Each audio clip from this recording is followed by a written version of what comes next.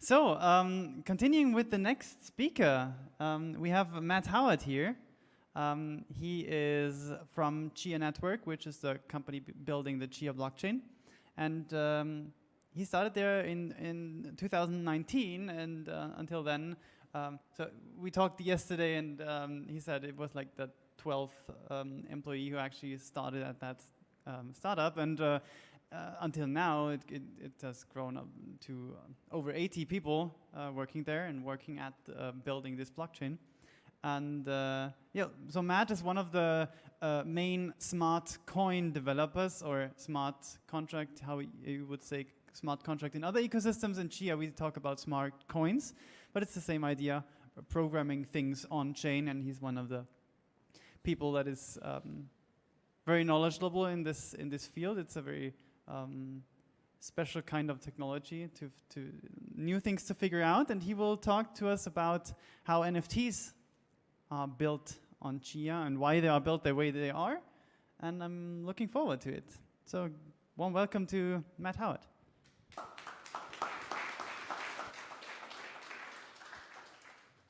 All right, hello. That was more of an intro than I was expecting. So, Chia have just launched NFTs, and I find that after you've made something is a good time to look back at it. So that's what I'm going to do. This is kind of a review of the design process, the different designs we had, and why we took the decisions that we made. Because I wasn't expecting an intro, I introduced myself. There's a picture of me and my cat, Stephen. I had coronavirus when I had that photo, and that's why I look so gaunt and sweaty, but I still use it on my LinkedIn. So yeah, I joined in 2019, and back then there wasn't the Chia-Lisp language, there was just the low-level language, which is actually what runs on the chain. So I learned that, and then eventually Chia-Lisp after that existed, and I've been involved in many Chia projects, some of which even released, and including those is the fungible and the non-fungible tokens. So let's talk about some non-fungible tokens, NFTs. What are they? Well, they are tokens that can't be divided or funged. I like to think of them as a tool for representing digital goods on the blockchain. And I'm going to keep the definition of digital goods fairly ambiguous there. You can imagine whatever digital good you like. Ownability is the name of the game here, and the thing is, when it comes to digital goods, what does owning a digital good actually mean? And this is not a trivial question, but I put some words down on the slides that I think would be good goals for something that you own. So the first word is collectible, which you might think sounds like a synonym of ownable, but it just encompasses the belongs to your name sort of thing. The next one is resellable. So already maybe you can think of some digital goods you own that you can't resell. But for NFTs, that is something we desire. We desire resellability. We want security, of course, because although you can own something and have it stolen from you, you won't be very happy if that happens. We want it to be uncensorable, because on blockchain applications, we all like not being censored. If you pay the fee, then no one can tell you no. And to get to uncensorability, it's good to be decentralized. This means not having points of authority in your system. And quickly, I would like to include some points about what NFTs are not, because there are a lot of incorrect ideas maybe floating around. NFTs do not offer digital rights management. They do not offer copy protection or access protection. You can, in fact, right-click the JPEG. NFTs are not a hosting service. Although you could put your NFT onto the blockchain in its entirety, I wouldn't recommend it, because it's very expensive and you don't need to do that. NFTs are not the only way to pay an artist. You can go onto Twitter and give people money. You can just do that. You can get commissions and buy merchandise, and you can support artists in a wide variety of ways. NFTs are not the only way to buy and sell digital goods. We have the iTunes store. We have the Amazon Kindle store. We have the Steam store. There are other ways to sell digital goods. So NFTs are just one way of doing some of these things. What do we want Chia's NFTs to have? When setting out to design something, it's nice to have goals and ambitions. So, At the top of the list, I've put design for the future, not for the present. Because the future is coming eventually. And the present could be better. So unfortunately, my clairvoyance does not extend beyond the future is coming. So we've got to keep it upgradable and other things that I'll talk about later. We want a strong sense of identity because with NFTs, the identity kind of matters, right? If you're collecting these things, you want to have a sense of you. If you're a big collector, maybe having your own personal gallery, you're going to want an identity associated with that. If you're a small fella, maybe just owning 1 or 2 NFTs, then you might want that to be attached to your Twitter profile. And that's another way that you're representing your identity. And for creators as well, the sense of identity is important because in the art world, the artist actually matters. So those are some things. We also want strong capabilities around selling because that ties in with the values I talked about on the previous slide. We want on-chain royalties for creators, if the creator so desires the royalties. Because royalties are a very good use case of NFTs because it's the sort of thing that smart contracts are good at enforcing, and creators like getting money. We want clarity around the rights an NFT gives you. Early on with NFTs, there was this problem where you weren't actually sure what you were buying. If you bought an original character with a funny hat, you might think that you owned that character and could then put him in a film that you were producing. Or maybe you thought that you could own that art piece and have the rights to reproduce it and sell copies. And we just want some clarity. What are you buying and what rights does it give you? The next 3 are a little bit more technical, more of an engineering perspective. We want updatable metadata. NFTs contain links to the digital good. And we want to be able to make sure that it lives forever. Servers go down and domain names fail to get renewed. And images sometimes get deleted or lost. So we would like the data to be updatable, optionally. If the data is updatable, we want to make sure that we are getting the correct data. So we want to be able to verify an NFT's contents. And at the very bottom here, I've put decentralized trading via offers. And you probably don't know what that means because I've not introduced it yet. So I'll introduce it later and then you'll know what that means. So we go deeper into engineering. Chia's coin model. There are 2 ways of doing a blockchain, roughly. You have the UTXO model that Bitcoin uses, or the global state address model that Ethereum uses. Chia chooses to go with the coin model, and coins are UTXOs. We call them coins because they are a slightly different model. We have only 3 things inside of a coin. The parent coin ID, the hash of a program we call the puzzle, and an amount of Chia that it represents. In order to spend a coin, you must reveal the puzzle, the program, and then run it. If running of this program is successful, that coin is destroyed and spent. The running of the program determines whether that coin will, in fact, make more coins or not. And that is the life cycle of a coin in the coin set model. For more information about this, visit chialisp.com. It's a website I'm going to plug a few times during my talk. Let's go more into what happens when you run the puzzle. Like a lot of programs, it has an input and some output. We call the input a solution, and it's just a list of values, and those values depend on what the program is. The output is in a standardized format called a list of conditions, and the conditions take the form of, this transaction is only true if some statement. So for example, this transaction is only true if this coin is older than 2 months old. This transaction is only true if this coin has an amount of 350. So combined with running inside of the program, because a program can also decide this is not a valid transaction, it allows you to rule out a lot of behaviors. And we also have another type of condition that says, if this transaction is valid up until this point, then do something. If this transaction is valid up until this point, then create a new coin with this puzzle hash and this amount. If this transaction is valid up until this point, then make a coin announcement with this message. The most important condition in the conditions language relates to signatures, because information is malleable. When you send off a transaction to the network, you have to make sure that it's secured. Otherwise, people can change your things and then give themselves money instead of you giving yourself money, and that is not good. So we have a condition that says, this transaction is only valid if this value is signed by the owner's key. And so you want your coin puzzles to include that, because then it is owned by your key and secure.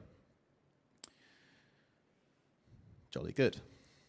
So now let's move into the standard puzzle. When you send a coin in Chia to the standard address, that is actually a program that is owned by your public key. We do two fancy tricks in the standard puzzle. One is called taproot and one is called graphroot. And I'm not going to talk about taproot because it's not relevant, but graphroot is just a nice way of talking about delegated puzzles. So here we have actual real Chia code that runs on the blockchain. So ignore the fact that there are two public keys, because that's taproot shenanigans. We have, in all capitals, something that is curried in. This is effectively a constant that exists on the chain. It's your public key. And then the things that are in lowercase are the solution. So in the solution, you would pass in the delegated puzzle and the solution, and optionally the original public key, but we're not talking about that. So what do you do with these? Well, here we have some code that you might not understand. It's okay. I'm going to talk you through it. A, that means run.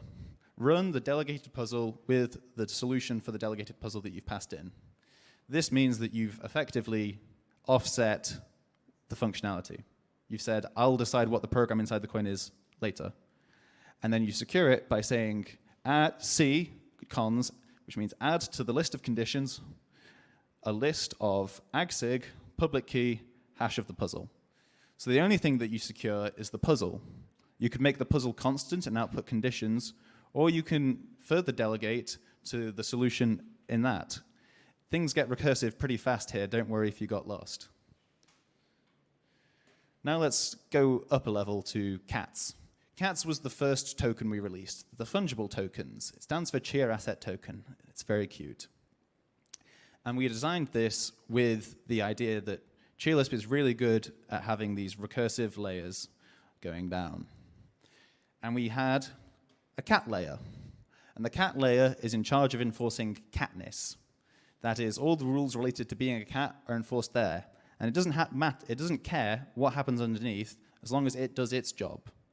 This comes to one of the advantages of Chia's coin model, is the layering of puzzles is very good for financial use cases as well. You can do, I don't care what happens beneath me as long as you aren't spending more than 200 Chia this month.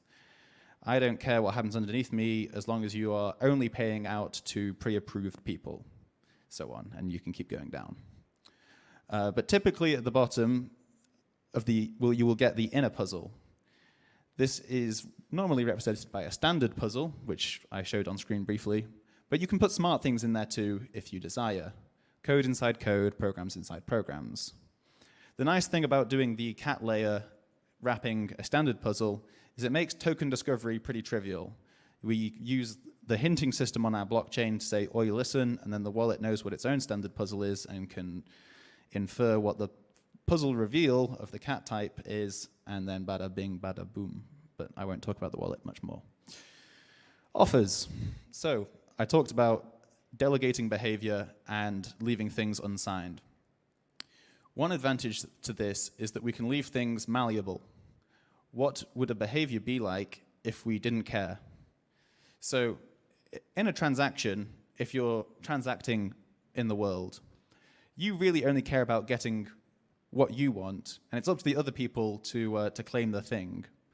So you could make a malleable transaction where you assert a truth. This transaction is only valid if someone pays me 2 of this stable coin. And then you would also, in the transaction, say, I am spending 5 Chia to unsigned address. And what this means is someone can take that, and it's not valid on its own, but as long as they give you that 2 stablecoin cat, that becomes valid, and they can securely take the 5 extra that are being offered. This means that you can do decentralized finance. Very cool. Decentralized trading without markets. And this object, this malleable transaction that people claim and finish, is actually just a few kilobytes. And you can send it around on messaging services, forums, any other website that you'd like to think of. And it's free to create these offers because you're not hitting the chain until it's accepted. This is literally just a file that people are looking at. And you can imagine all of the advantages of being peer-to-peer and not going through markets. Here is somebody making an offer on Twitter. This is very cool. I'm going to say very cool a lot because I genuinely do think this is very cool. All right, next work. Singletons. So, the singletons are kind of a vast topic, and I'm not going to get into how they work. They just work. You can look into that at cheerlisp.com. But they are indivisible, unforgeable, they have a unique ID, and you can track state across time. We first used them for our pooling protocol, and you can put smart things beneath the singleton layer, and that allows you to do leasing power, which is how the pooling works. I have talked about singletons previously here in this video on cheerlisp.com, but for now, just know that it's a layer that enforces these things. You might think that those things are a lot of the legwork towards NFT, and you'd be right, but we'll get to that. Another piece of work that we did previously was distributed identities. This is the sense of an identity that you can self-publish on the chain and will interact natively with smart applications. So the thing about a lot of accounts that you might have online with a Facebook account or a Google account, they're kind of permissioned, which we don't want. So we want something where you can publish it yourself and then use that to interact, and that is a DID. We are going to be doing more DID work in the future, so we've left them upgradable. But basically, this is a singleton that represents you, and you can put as much information about yourself, and any credentials from external parties can be attached to it. They're cool things. I like them. So that brings us to all of the tools that were available to Chia while we started designing NFTs. And we went through 3 stages of development, and I'm going to explain all of the designs and kind of where we were at mentally doing them. So the first approach was the cat-like design, where it would be a layer, and an inner puzzle. The singleton layer enforces the uniqueness, the NFT layer would hold the NFT's information, and then the inner puzzle would be in charge of control. This was intuitive to understand and similar to previous applications we've made, but there was no royalty system and a weak sense of identity. It supported offer files, though, and you could put smart things in the bottom, but those cons were too strong. We could design better. This was the architecture diagram, the 3 different types of green there, singleton layer, NFT layer, inner puzzle. The second design we came up with was much more strongly tied to distributed identities. This was a very tempting idea that we were enamored with for a while, because there's a strong advantage to tying to DIDs. You no longer put keys in the NFT, and there's this implicit connection. Where the DID goes, the NFTs follow without even moving. So the NFT layer in this version was a rigid shell that just supported a few different spend types, and anytime you tried to spend it, it would basically say, this spend is only valid if the DID says so. And we had a transfer program as well, represented here by blue. The NFT layer is represented so fat because it was doing a lot of work. And you can see there's no inner puzzle because it's all in the NFT layer. And the transfer program was put there by the minter and would run every time the ownership changed. And this was allowed us to enforce royalties. The transfer program had rules around being able to add conditions and examine existing conditions, but not change the existing conditions, which meant that even a malicious minter would not be able to steal an NFT. The pros of this were the extremely strong sense of identity. It's something that was a design goal for us, and it was very appealing. Having a DID attached to online accounts was trivial, and the games that you could play by partially custodying your DID were tempting. For example, you could get onboarded on a certain marketplace, then completely withdraw your DID, and then have decentralized ownership of that. And then you could give partial spend permissions to other places to do things on your behalf. It's an interesting way of thinking about your identities and your accounts and permissions. We also had a strong royalty system tied to these identities. But there was a problem. The offer files work by giving you permission to spend a coin later if you meet some conditions. However, if you spent a DID at all, that would destroy the coin and recreate it, which meant that all of those offer files would be invalidated. There was also the problem of the overly rigid structure, which is not exactly future-proof. And there was another problem with UX in that people like receiving things to their standard address. It's right there in the front of the wallet. That is my address. Send me things here. And by being owned by a DID, you had to send it to a different type of address, which was confusing for users. So we went back to the drawing board once more and came up with a modular approach. You see, while the DID design was tightly integrated, it wasn't customizable. We'd built a system on a chip when really we needed to build a gaming PC motherboard. So the good thing is that Chia is very good at puzzles within puzzles, programs within programs, code within code. So we could separate out different pieces of NFTs functionality into different modules and allow people to customize those modules to have the rule sets that they wanted. One of those modules could be related to DID ownership as well. So we'd get the advantage of tracking ownership from DIDs across time on the blockchain, but we could do it better. The best of both worlds. Hannah Montana. So remember, layers don't care what's underneath them. So strictly speaking, and in beta testing, we had something we called NFT 0, which looked like the top. Singleton layer, NFT state layer, standard puzzle that owns it. But you can expand this to have a series of modules that look like the thing on the bottom. Here's the architecture diagram for that. So you might recognize the transfer program there. There's a new thing called the metadata updater, and the ownership layer is new. So let's take a look at all of these things in a bit more detail. The state layer. This is where we stored the data related to the NFT. For example, the link to the digital good. We can extend for off-chain data as well, and we use hashes to verify that the stuff you get is correct. We also have a program in the state layer called the metadata updater, which contains the rules relating to when data can be changed, because different people might have different opinions on how flexible they want the data to be. This is the actual Chia Lisp code. Remember, the stuff that's in all capitals is curried in and a constant. So the metadata here is stored. The metadata updater is stored as a hash because it's run so infrequently, it's actually more efficient to just store the hash and reveal the code only when you run it, saving space on the chain. And then we have an opaque inner puzzle, which this layer doesn't care about. The form of metadata in Chia Lisp is in key value pairs. The keys are pick and choose, but the most common two are U for a list of URLs and H for the hash. When you retrieve something from the URL, you check it against the hash, and then you've got verification. Another important one is the metadata key, LI. This allows you to add a link to the license, and that solves that problem. The metadata updater. This is the module that controls the rules around updating the NFT's data. This is set at mint time and is a fairly powerful program. It knows what the current metadata is and is the only thing that can authorize that to change, but it can also update itself.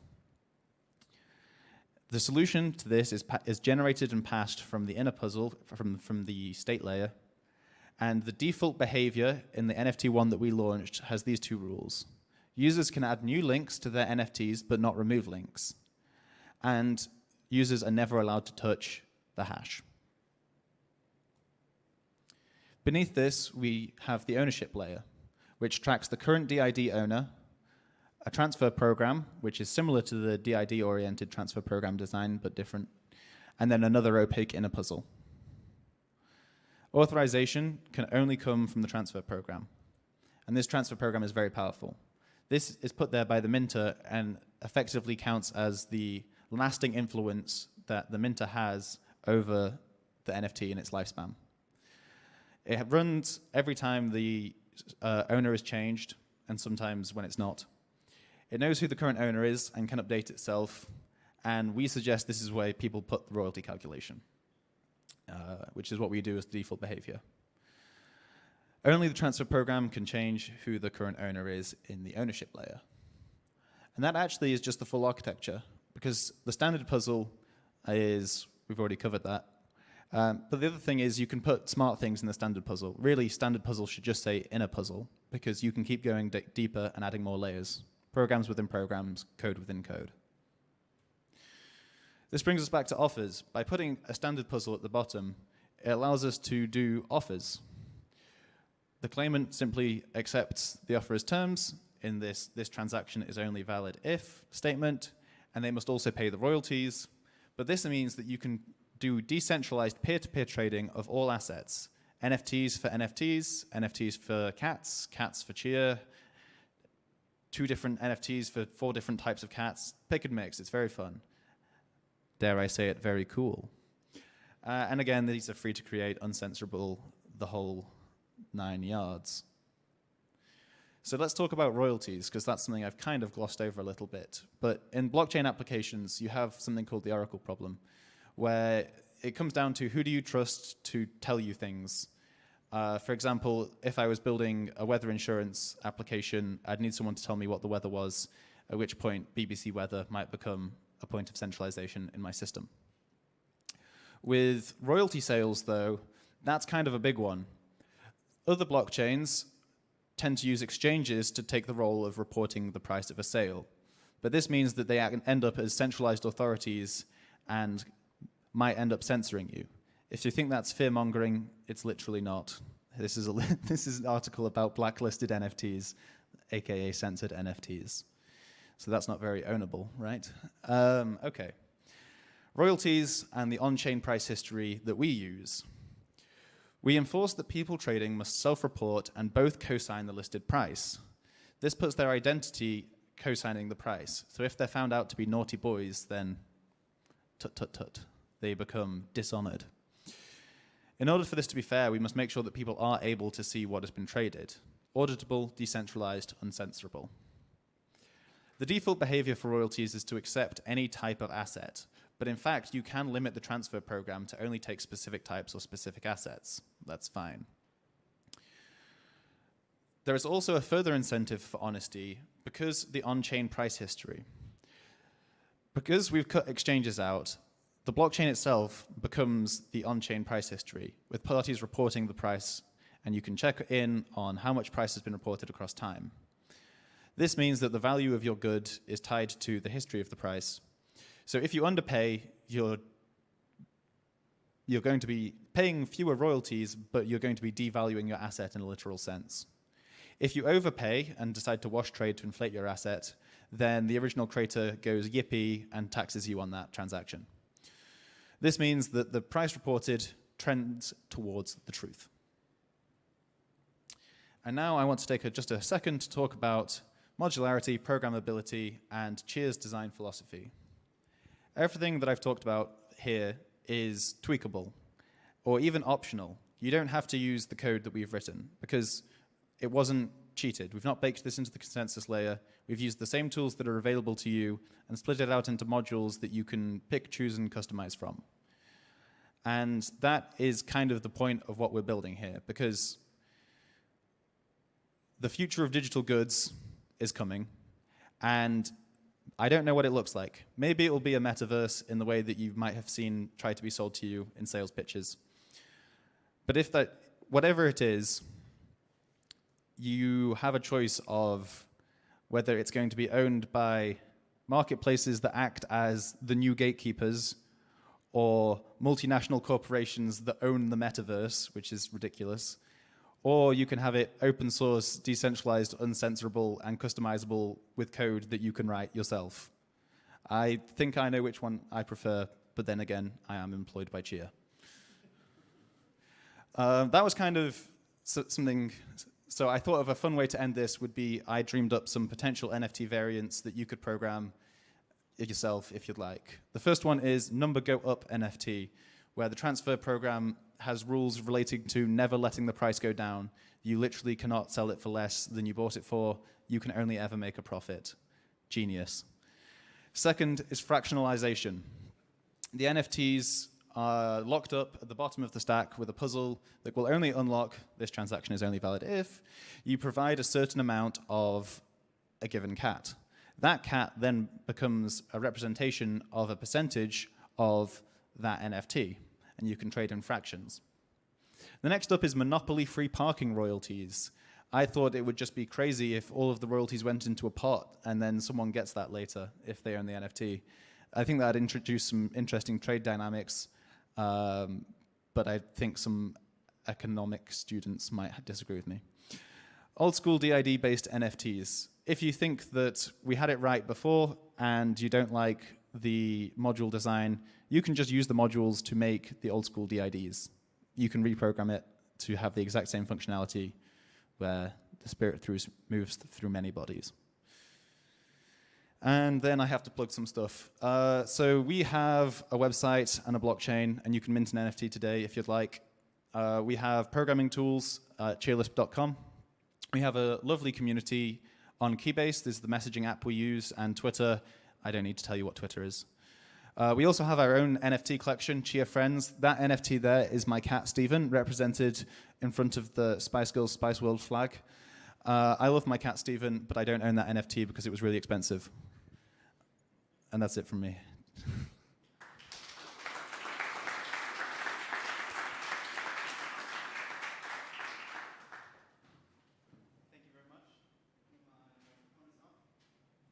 Thank you very much, Matt, for that very inspiring talk. Are there any questions? Yeah.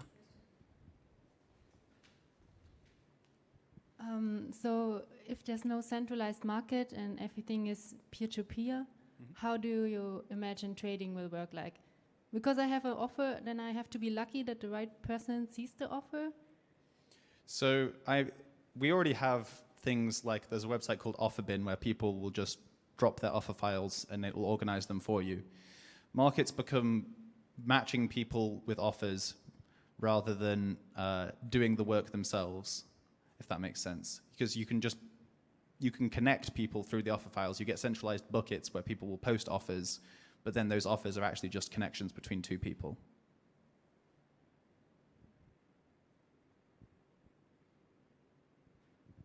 Any other questions? Something in the Slack or in the Zoom? Yeah. Thank you for this speech. What is your process of decision to select the new standards in NFTs? How do you, who decide which are the standards? So we do have the chips, which are the Chia improvement protocols, which are open sourced and debated by the public. We have a chip for NFTs, but a lot of the initial design came from the people who were experienced with ChiaLisp talking to each other.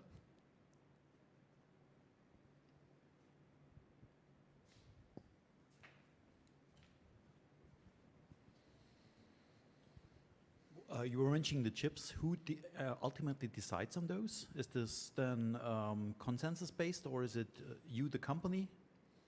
I think it's consensus-based. I've not been looking at the chips too much myself. I can't answer that question, sorry. So I can talk a bit about that. So I was at least being the community part in one of the chips regarding NFTs, and it was the community figuring out stuff together, discussing things, and then there might be somebody taking that decision, but it's a community-based effort. So, but I mean, nobody prevents you from doing things differently, but every time you form a standard, you have to like figure out what the consensus between people is, and then you have like the one authority that says, okay, this is now a standard that we recognize, but it's nothing that nothing prevents you from doing it differently. The governance process is a GitHub discussion, yeah. Any other questions? Yes. Thanks for the talk. I have a organizational question. I mean, you're developing an open source protocol, and so how does what's then what's Chia's business model? How do you get paid, to be frank? We're a networks company. We make a network. This question's kind of a little bit not relevant because this is about NFTs, but I think Chia has a Red Hat Linux model where we collaborate with other businesses who will pay to use our systems. Okay, thanks.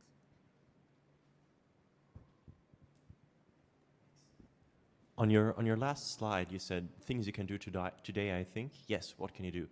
And the first point is mint an NFT today, which got me wondering, if I wanted to do that, like if I went to the hotel room later and I took a picture, how many steps and how much time would it actually take for me to make an NFT out of a picture? What do I have to install? What do I need? So you'd want to install the Chia application. We have a very friendly Chia application that does everything for you. And you can mint through the command line, I believe. You could even go to a marketplace and have them mint it for you if you don't want to install anything. But yeah, install the Chia application and follow our documentation on using the command line. So is that minutes? Is it hours? Is it days? The thing is, you'd have to sync to the network. But actually, we've got a fast sync. Minutes, yeah. Oh, wow. That's impressive.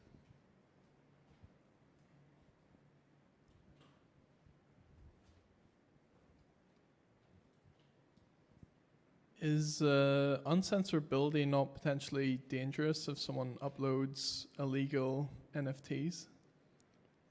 People can do that if they want, but then they'd have done something illegal. And that's not your responsibility then, and the network? I mean, people can put illegal things in lots of places. Yeah, right? but companies have responsibility there to remove those things. Unfortunately, the blockchain is run by 1 million decentralized nodes. Chia, the company, has no control over what farmers in Serbia running on their computer do. Okay.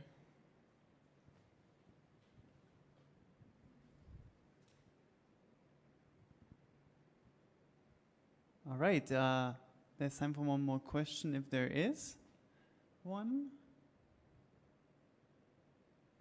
If not, I thank Matt again for coming to us here in Munich from London and giving that talk. I enjoyed it very much, and you can clap again, and I can.